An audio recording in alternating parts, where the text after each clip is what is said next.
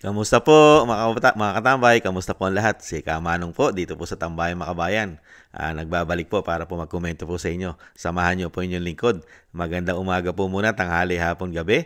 Madaling araw po sa ating lahat. Saan man sulok na ating bansa o saan man sulok sa mundo tayo naroon ay maingatan po tayong lahat mga kababayan. Ito po, komentuhan po natin mga tambay. Ibalik tanaw lang po natin. Ngayon po kasi ay putok na putok po ang issue at hindi po masyadong pinag-uusapan at tinututukan ng pansin mga katambay ang first family. Ang First Lady ay napakalaki po ng issue ngayon, lalong-lalo po sa United States of America. Ang pagiging involvement po sa namatay na business tycoon, billionaire na si Tantoco sa issue po ng pulburon mga katambay, overdose. At ang First Lady po ay nasasangkot po rito mga katambay. At alam naman po natin, pagka ang issue po ay pulburon, ay kailangan po itong tutukan. Dahil napakadelikadong bagay po ito at napakadelikadong bisyo po ito mga kababayan. Lalong-lalo na kung ang mga tao na katulad po nito ay may posisyon, ang kanyang asawa ay may posisyon sa gobyerno at pinakamakapangyarihan pa, pinakamataas na posisyon, ay kailangan po ito talagang tutukan. At hanggat maaari, sana nga po ito po ay maimbestigahan at makita po talaga ang totoo. Kung talaga bang gumagamit ba talaga ito ng pulburon, mga kababayan, kasi po napakadelikado po ng merong isang posisyon sa gobyerno katulad po ng Commander-in-Chief na ang kanyang asawa ngayon ay pumuputok na ang issue sa pulburon. Hindi po malayo na pati po ang Commander-in-Chief, dahil alam naman po natin ang ating Commander-in-Chief ay may issue rin po ng pulburon. Dapat po, panahon na po Panahon na po dapat talaga na ito po ituldukan na. Dapat na po talaga itong mag-asawa na ito, komento ko po, ay talagang dapat na po ito iparehab o kaya, ipa-drug test, mga kababayan. Ibalik tanaw po natin, ito pong kung anong klase pong pangulo meron ng Pilipinas. At doon mo po malalaman na yung bisyo ba na pulburon ay nahandito po ba sa kanilang pagkatao. Dahil nawawala na po yung pagiging kapwa-tao nila at yung pagiging ugali ay nababago na po yata. Hindi kaya? Panoorin po natin at pakinggan po ang kaganapan, lalong-lalo po yung ginawa nila sa dating Pangulong Duterte. Unahin po natin ang Pangulo at isunod din po natin ang First Lady, mga katamay. Maiksi lang naman po ito. Umpisahan na po natin.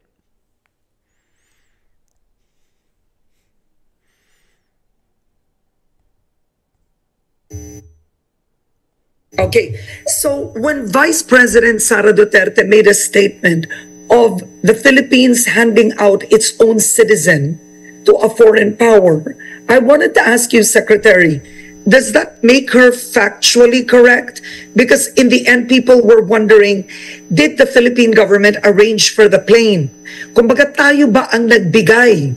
Yes. Or, okay, go on, Secretary. Yes. The plane is chartered by the Office of the President. We brought them straight to the Netherlands. In your book, sinulat mo doon na namatay ang iyong nanay. At ni hindi nagbigay ng condolence, hindi nagbigay ng kahit anuman na message, bulaklak ang Pangulong Marcos. This is correct, no? Tama yan. Yeah. Considering yung pinagsamahan nyo, pinagdaanan nyo, what do you make of this whole experience? Masakit talaga yun. Dahil tinuring mong kaibigan inakay mo, magkasama kayo doon sa isang bahagi ng buhay niyang napakadilim. At hanggang sa dahan-dahan ay nakikita namin na pasikat ng araw kami magkasama. At nung dumating sa puntong mababa na punto ng aking buhay, dahil nanay ko yun niho, wala kang narinig, masakit yun. Ako lahat ang dinamit lahat ang aeroplano ko, kasama ko siya, ako nagkukontak sa mga mayors, ako nag-arrange lahat, support. Pag may banat kay Bongbong, ako nagsasagot. Pero after election, may Alzheimer na si Bongbong, hindi na ako kilala. Nakita nyo po kung anong ugali po meron sila ang Pangulong Marcos. At tingnan naman po natin ang First Lady na nasasangkot naman po ngayon sa issue ng pulburon at may namatay pa. Lalong-lalo po, yung sa Beverly Hills, di ba? Doon po nangyari eh. Ito naman po ang First Lady po na nasasangkot naman po.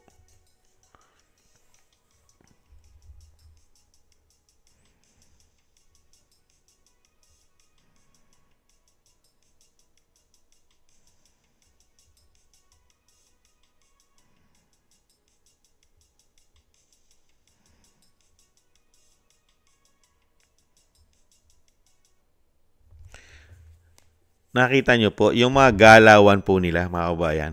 Yung mga galawan po nila, nakita nyo po, parang yan eh, yung galawan na yan, yung mga ugali na ganyan, galawan. Saan po ba natin makikita yan? Saan po? Yung mga ganyang galawan. Kasi ito pong mga tao na ito, katulad po ng pamilya na ito, hindi po basta-basta pamilya po ito. Lalo po ang Pangulo. Di po ba? Napakayayaman tao nito. Di po ba? May mga pangalan. Kinikilala sa ating bansa. Di po ba? Araneta, Marcos. Tapos makikita mo ng ganyang mga kilos, ganyang mga ugali. Katulad po sa First Lady. Yung kilos at galaw. Malayong malayo. Di ba? Makikita mo na yung galaw na yan saan mo makikita, mga kababayan. Di ba? Makikita mo yan di umano sa mga gumagamit. Hindi kaya? Sa mga gumagamit ng pulburon, yung mga kilos at galaw. Ngayon, siya po ngayon ang nasa hot seat. Siya ngayon, mga kababayan, siya po ngayon ang laman ng social media. Meron naman po mga nagbabalita kahit papaano. Kaya lang hindi naman po nila tututukan yan. Yang issue ng pulburon ng First Lady. At ganun din po ang issue ng pulburon ng Pangulo. Kailanman ay hindi nila tututukan yata yan. Papatayin lang po nila yan. Hindi po nila bubuksan yan para malaman ang katotohanan. Ganyan po yata ang mangyayari sa mainstream media.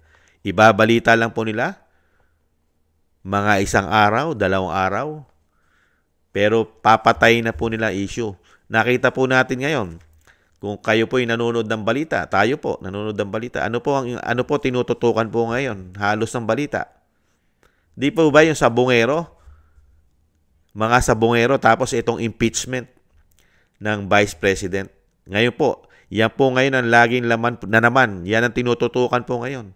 Yung issue po na impeachment, lalong-lalo po yung desisyon, yung magiging desisyon ng Korte Suprema. Diyan po nakatutok ngayon ng media.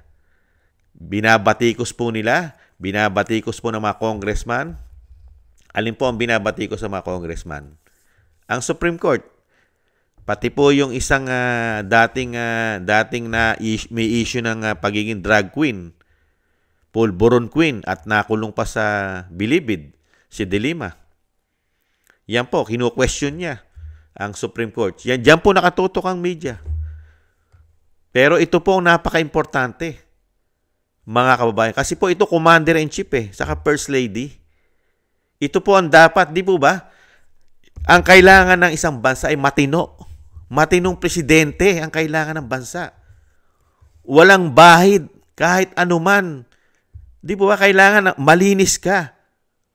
Wala kang bahid na anomalya at kinu-question na yung pagkatao mo, lalo-lalo sa illegal na pulburon. Di po ba dahil magpapatakbo ka ng bansa Magpapatakbo ka ng bansa. Ang bansa ay nalalagay sa alanganin. At ang bansa, kailangan ng magaling at matinong Pangulo ng Pilipinas, ang ating bansa, dahil ang ating bansa ay nalalagay po saan? Sa napakatagal ng panahon na ang ating bansa ay naghihirap. Di po ba? Majority ng Pilipino sa ating bansa ay mahirap. Kaya nga lang, mga kabayan, pagka ganito po kasi ang sitwasyon ng ating bansa, tapos meron tayong presidente na hindi naman galing sa hirap.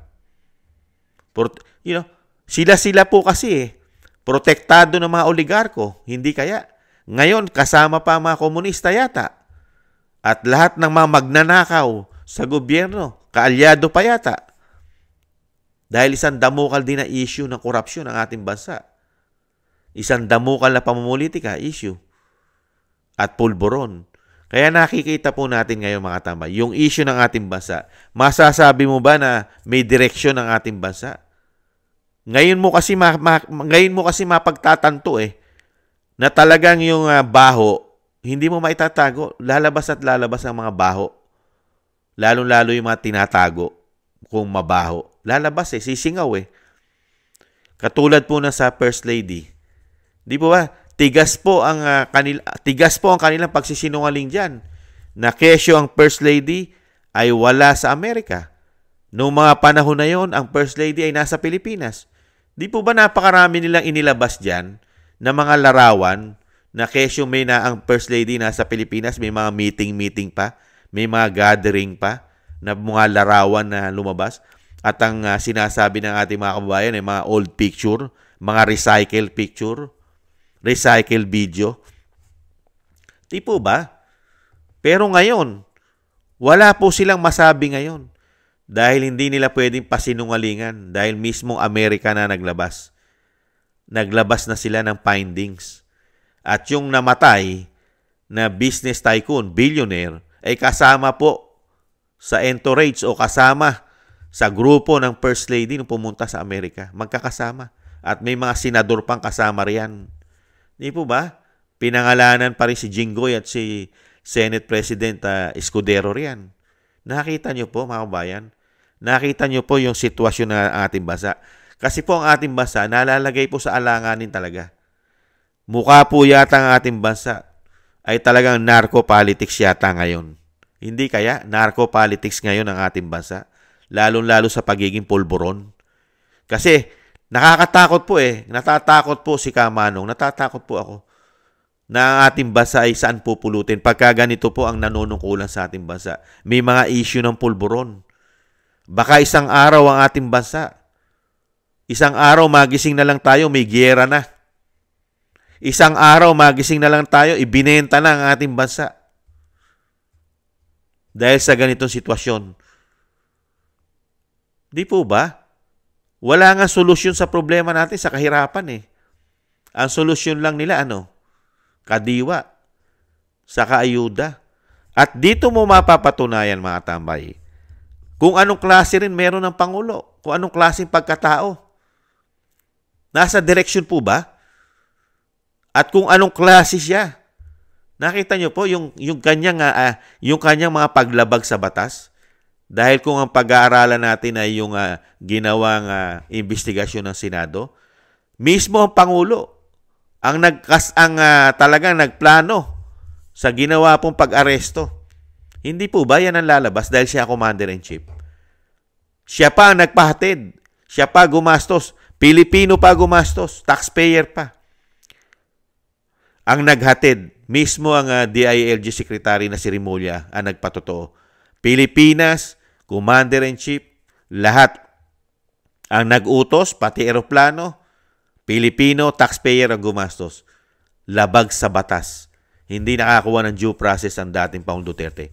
Kaya lang po nananatili pong tahimik ngayon. Tahimik pa. Nagiging totoo ang ginawa nila dahil wala pang desisyon ng Korte Suprema dyan. Pati ang ombudsman ayaw magsalita pa tungkol sa issue ng kidnapping, pag-aresto ng mga kapulisan sa pangunguna po ni General Torre, ang dating Pangulong Duterte. Di po ba? Tapos nakita nyo po kung anong klaseng pagkatao. Nagpatotoo po si Atty. Vic. Namatay ang kanyang magulang. Matagal niyang kasama. Matagal niyang kaibigan. Kaibigan niya. Kasama niya. Sa hirap at ginhawa, lalo-lalo sa mga madilim na pinagdaanan nila.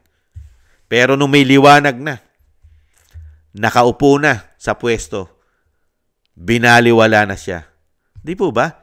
Pati ang kanyang nanay na namatay, ni wala man siya natanggap. Ni condolence, wala.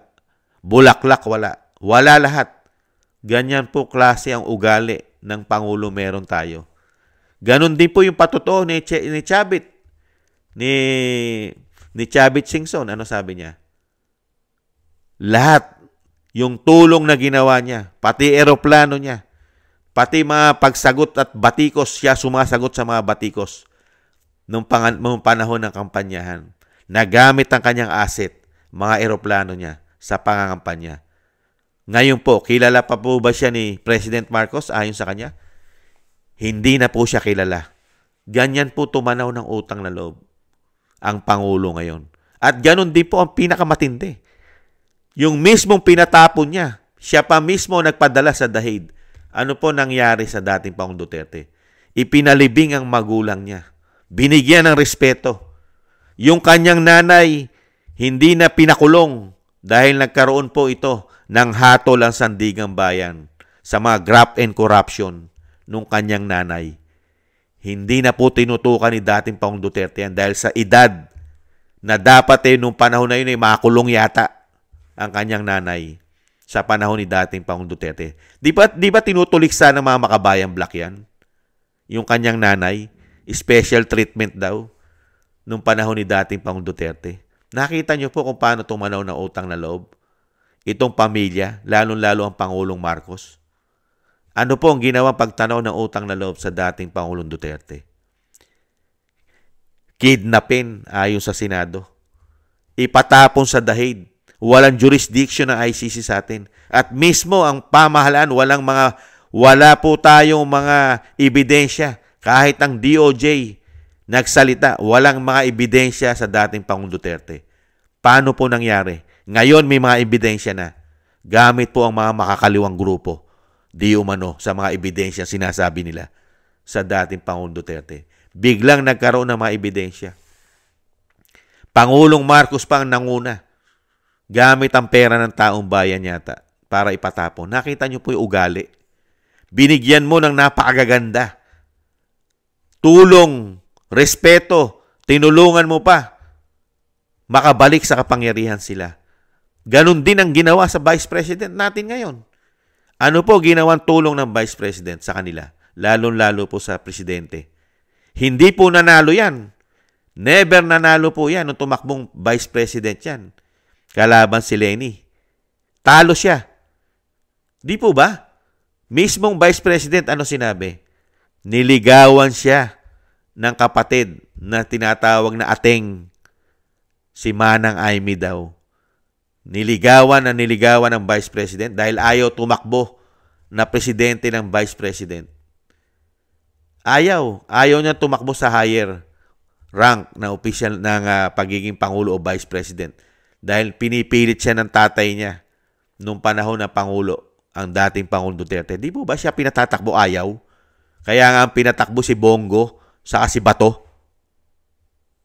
Pero naligawan dahil tinuturing na kaibigan ng Vice President si Aimee Marcos, ang senadora. Di po ba napabayag? Kaya nga nagkaroon ng unity team. Dahil itutuloy ang lahat. Yan ang kanilang usapan. Yan ang kanilang deal. Itutuloy lahat ang magagandang programa. Di po ba kaya nga may unity team? Ibinalik tanaw lang po natin. Pero ngayon, ano po ngayon? Pagpasok po nila at nakaupo sa Malacanang dahil sa tulong ng mga Duterte, sa tulong ng isang Vice President na hindi siya nanalo bilang Vice President, kay Leni, nanalo siyang presidente. Ano po ang itinanaw na utang na loob sa Vice President? Hindi pa natatapos ang 2022. Nung maupo siya, pinababagsak na po ang Vice President. Gamit po ang confidential fund na galing mismo sa opisina ng Presidente. At mismo ang COA, sinasabing walang nilabag ang Vice President sa kanyang confidential fund. Pero ano po ang ginagawa? Hanggang ngayon, 2025 na. Mahigit kalahati na ng taon ng 2025. Dire-diretso pa rin pinababagsak ang Vice President. Pilit pong pinababagsak. Idinidemolish na po sa politika. Gaya ng kanyang ama. Anong klase pong tao sila ngayon? Hindi lang po ang ginawa nila kay dating Pangulong Duterte, ang ginawa nila sa Vice President, nagawa na rin nila kay Atty. Vic. Ngayon, nagpatotoo naman po si Chavit Singson na kanya pong kapwa Ilocano. Taga Ilocos Sur po yan at kapitbahay po ng probinsya, Ilocos Norte. Mga kababayan, At ganun din po, yung naitulong din po nung pinakulong. Di po ba, malaki rin po ang naitulong ni Kibuloy. Dahil nung panahon po ng kampanyahan, balik tanaw natin, walang istasyon. Walang istasyon na halos kumakampi sa kanya. Lahat kalaban niya. Dahil galit sa mga Marcos noong mga panahon na yon, ang mga istasyon. Maliban lang po sa istasyon ni Kibuloy, di umano, na nakatulong. Di po ba doon pa nga ginanap yung kanyang sinasabi scripted na, di ba, yung scripted na debate? Alam na raw yung mga tanong at nagpatotoo dyan si Sas. Si Sas pa yata ang gumawa ng isa sa mga question na yung sinasabing mga babasahin niya sa debate. Hindi ba sa debate? Naging issue po yan dahil sinabi ni Sas na siya ang gumawa. Di ba? Lalo sa mga foreign policy, yata. Nakita nyo po kung anong klase itong pamilya na ito. First Lady, may issue ng pulburon. Ang Pangulo, may issue ng pulburon. At ang mga ugali nila, nakita nyo po yung mga ugali. Ngayon, yung ginawa na po sa napakalaking nakatulong sa kanya, malalaking tao ito, kilalang tao. Si Chavit, si Kibuloy, si Atty. Vic, dating Pangulong Duterte, Vice President, tinabla, tablado. Malalaking tao ito may mga posisyon pa sa gobyerno, karamihan. Nakita niyo po, ganyan yan tanawan ng utang na loob. Tayo pang mga Pilipino, ano aasahan natin mga Pilipino? Kung yung mga nakatulong sa kanya, makabalik sila sa kapangyarihan. Ginawa niya pa ng hindi maganda. Tablado pa. Tapos tayong mahihirap. Magkakaroon ng concern sa atin mahihirap ngayon. Ang nakaupo. Tingnan nyo nga po yung logic. Kung yung mga nakatulong sa kanya, dahil sa madilim na pinagdaanan ng kanilang buhay, dahil sa issue po nung kanyang tatay na pagiging diktador, magnanakaw, mamamatay tao, yan ang issue nila At napakarami nilang issue ng ill-gotten wealth. Meron pa silang mga napakaraming kayamanan sa labas ng bansa. Di po ba? At may mga issue pa rin sila ng mga money laundering sa ibang bansa. Pero yung sa napakadilim na kabanata ng buhay nila, ito po ang mga nakatulong. Nakatulong po ito. Dating Pangulong Duterte, Vice President, Atty. Vic, si Kibuloy, si Chavit Singson, mga nakatulong sa kanila. Pero itsapuera po sila ngayon. Tae. Mabaho po. Tae. Tinatapon. Dinidemolis. Ngayon, hahanapan natin ngayon ng magandang trabaho sa ating mahihirap.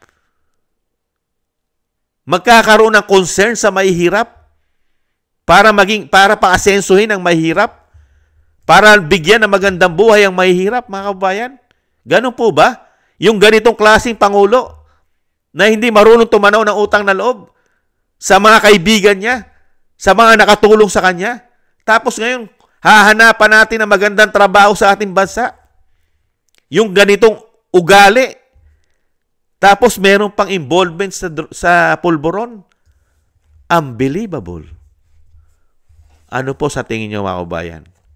Kaya nga lang po, wala pong saysay ang ating po mga sinasabi, katulad po ni Kamanong. Wala pong saysay. Hindi naman po ito susundin. Dahil po mga tulog sila. Si Kamanong, nakikita ko po ang sitwasyon. Napakaliit lang po ni Kamanong. Mga kababayan, yung komento ni Kamanong, mapakaliit at wala po itong bisa. Magkakabisa lang po ito, mga kababayan, kung magigising na po sa pagkakatulog ang men in uniform. Hindi po ba? Lalong-lalo po ang AFP. Dahil alam naman po natin, meron po mga aso daw po dyan, di umano. Yung mga nababayaran po yata dyan sa AFP. Makonsensya naman kayo. Ganyan ba dapat na maging commander-in-chief ng ating bansa at first lady ng ating bansa? Ganyan din po sa PNP na marami din daw po nagpapakaaso dyan, di umano, dahil sa pera. Ganyan po ba ngayon ang ating bansa? Pera-pera na lang po. Wala na po mga dignidad. Wala na po bang dignidad ang mga men in uniform natin? Hindi naman po lahat. Yung sinasabi po natin nagpaka-aso, nagpaka-pitbull, nagpaka-doberman, nagpaka-askal. Sila po ang mga walang dignidad. Walang prinsipyo yata dahil sa pera. Mahiya naman kayo. Mahiya naman kayo sa taong bayan. Taong bayan na nagpaaral sa inyo. Taong bayan na nagpapasweldo sa inyo. Pero, taong bayan pa rin ang ninanakawan ninyo, di umano. Dahil galing pa rin sa taong bayan ang ipinangsusuhol sa inyo. Mahiya naman po kayo. Kung may kahihiyan pa po kayo. Yan lang naman po ang ating hiling. Makonsyensya naman po sila. Huwag naman po puro pera-pera. Di po ba? Yung bansa natin, nababaon tayo sa utang ngayon. Grabe. Walang malalaking proyekto. Pero wala po nakakapansin ito na ang ating bansa ay nagkakaganito. Pati ang mainstream media, wala tayong aasahan. Wala. Wala rin tayong aasahan sa mga majority ng mga politiko. Dahil nga po open corruption sila ngayon. Mas marami po ang mga magnanakaw ngayon sa gobyerno. Kaya masayang-masaya po sila. Dahil napagpaparti-partihan po yata nila, lalong-lalo sa mga komisyon, ang ating pera. Hindi po ba? Nakakalungkot lang. Hanggang kailan pa kaya, mga kababayan, ang ipagtitiis ni Juan de la Cruz sa mga ganitong klase na nabigyan tayo na ganitong klaseng lingkod bayan? Ngayon, sana hindi sila magtagumpay. Sana hindi sila magtagumpay. Kasi, ang pag-asa ng Pilipinas ay ito na lang eh. Ito na lang pong pinababagsak nila na napakalakas na politiko. Na kahit papaano, lugmok ang ating bansa, iiwanan nilang lugmok, basura ang ating bansa. Kung matatapos nila ang termino nila, ang ating bansa ay iiwanan nilang nasa basurahan, nasa pusali, nasa imbornal. Iiwanan po nila yan. Kawawa po ang susunod kung sakali man po sila hindi magtagumpay. Kawawa po. Lalong-lalo po kung ang Vice President ang maging presidente, napakaraming problema pong iiwanan nitong administrasyon na ito. Lalong-lalo po sa kaperahan at problema sa kahirapan. Mga kababayan, nakakalungkot lang po. Kawawa. Dahil po sa nabigyan po tayo ng ganitong klaseng lingkod bayan, uubusin po yata lahat ng merong asset ng Pilipino o ang Pilipinas. Inuunti-unti na po yata nila. Hindi kaya? Yan po mga kabayan, ibinalik tanaw lang po natin kung anong klase po meron tayong leader na hanggang ngayon ay nananatili po. Walang investigasyon ng Kongreso, walang investigasyon ng Senado, dito po sa pagkatao o dito sa mga sinasabing issue ng pulburon ng First Lady at ng Pangulo, mga kababayan. Kaya po, ano po ang masasabi natin? Sabwatan. Pinoprotektahan po nila ang isa't isa. Ganyan po nangyayari sa ating bansa. May proteksyon ng AFP, may proteksyon yata ng PNP, may proteksyon ng mga politiko, ang Commander-in-Chief at ang First Lady, mga kababayan. Nakakalungkot, ano? Nung panahon ni Erap, waiting lang. Pero pilit na po nilang iniimbestigahan. Waiting pa lang. Inimbestigahan na po nila. Pinanggigilan na po nila imbestigahan si Erap. Waiting lang. Pero ngayon, isang damukal na issue ng korupsyon. May issue pa ng pulburon ang asawa. May issue pa ng pulburon ang asawang ang Pangulo. Walang investigasyon at walang nanggigigil. At dyan din tayo magtataka. Pati ang simbahan, walang say. Samantalang nung panahon ni Erap, galit na galit ang simbahan. Ganon din ang makakaliwang grupo. Panay ang rally sa karsada. Waiting pa lang yan. Samantalang ngayon, napakaraming issue. Walang nagrarally at nagpipetisyon sa karsada. Pati simbahan, tahimik. Ano nangyari?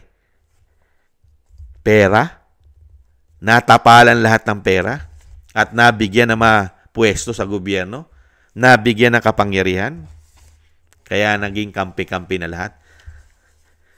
Nakapagtataka lang, tahimik silang lahat ngayon sa dami ng issue. Di po ba?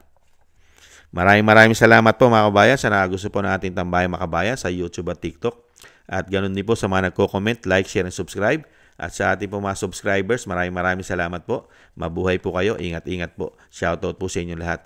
At thank you rin po sa mga nagbibigay po ng biyaya at tulong sa inyong lingkod. Si Norma Garcia, shoutout po. Michelle Yamaguchi Vlog, Wills Bubbles 5697, si Arpel Villacorta, Teodorico Erguisa Jr., si Annie Jo, ako si Pilam, Jovelyn Watanabe ng Japan, si Jem Aris na United Arab Emirates, Baby Roman, Ate Isa na Cagayan, si Julieta Silona na Sydney, Australia, si Gina Ray Solidides ng Berlin, Germany, Jake Yahoo 4531 na Maisog, California, USA, Eric Hershio ng Canada, at si Kingston 123 na Hong Kong. Thank you po mga kabayan. Mabuhay po kayo at shoutout po sa inyong lahat. At syempre po, bago po tayo magtapos, yung lagi ko pong hiling, pagsamasamahin po natin ang ating mga dasal at panalangin na maingatan po ang pamilya Duterte, ang Vice President, lalo-lalo po ang dating Pangulong Duterte, na mailayo po siya sa kapahamakan at madugtungan po kanya ang buhay at lakas, at siyempre po ang kalusugan niya ay manatili po sanang nasa magandang kondisyon at makabalik po sa lalong mabilis sa ating bansa. Maraming salamat po. Sa muli po mga kabayan, paalam po muna. Bye-bye. Ingat-ingat po tayo.